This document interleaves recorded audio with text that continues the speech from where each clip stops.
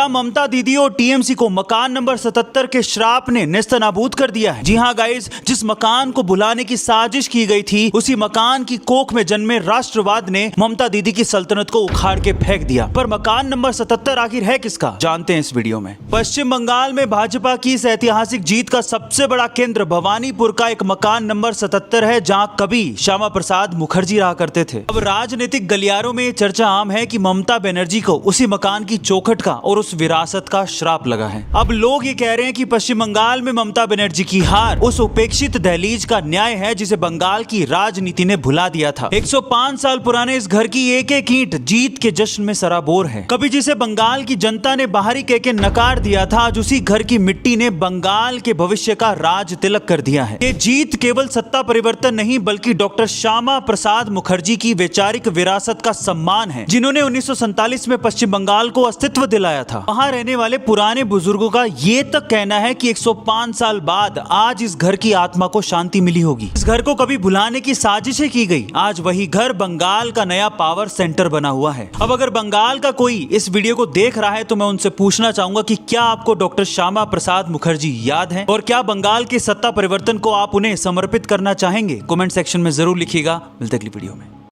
क्या ममता दीदी और टीएमसी को मकान नंबर 77 के श्राप ने नेस्तनाबूद कर दिया है? जी हाँ गाइस, जिस मकान को बुलाने की साजिश की गई थी उसी मकान की कोख में जन्मे राष्ट्रवाद ने ममता दीदी की सल्तनत को उखाड़ के फेंक दिया। पर मकान नंबर 77 आखिर है किसका, जानते हैं इस वीडियो में। पश्चिम बंगाल में भाजपा की इस ऐतिहासिक जीत का सबसे बड़ा केंद्र भवानीपुर का एक मकान नंबर 77 है, जहाँ कभी श्यामा प्रसाद मुखर्जी रहा करते थे। अब राजनीतिक गलियारों में चर्चा आम है कि ममता बनर्जी को उसी मकान की चौखट का और उस विरासत का श्राप लगा है। अब लोग ये कह रहे हैं कि पश्चिम बंगाल में ममता बनर्जी की हार उस उपेक्षित दहलीज का न्याय है जिसे बंगाल की राजनीति ने भुला दिया था। 105 साल पुराने इस घर की एक एक ईंट जीत के जश्न में सराबोर है। कभी जिसे बंगाल की जनता ने बाहरी कह के नकार दिया था, आज उसी घर की मिट्टी ने बंगाल के भविष्य का राज तिलक कर दिया है। ये जीत केवल सत्ता परिवर्तन नहीं बल्कि डॉक्टर श्यामा प्रसाद मुखर्जी की वैचारिक विरासत का सम्मान है, जिन्होंने 1947 में पश्चिम बंगाल को अस्तित्व दिलाया था। वहां रहने वाले पुराने बुजुर्गों का ये तक कहना है कि 105 साल बाद आज इस घर की आत्मा को शांति मिली होगी। इस घर को कभी भुलाने की साजिशें की गई, आज वही घर बंगाल का नया पावर सेंटर बना हुआ है। अब अगर बंगाल का कोई इस वीडियो को देख रहा है तो मैं उनसे पूछना चाहूंगा कि क्या आपको डॉक्टर श्यामा प्रसाद मुखर्जी याद है और क्या बंगाल के सत्ता परिवर्तन को आप उन्हें समर्पित करना चाहेंगे? कमेंट सेक्शन में जरूर लिखिएगा। मिलते हैं अगली वीडियो में।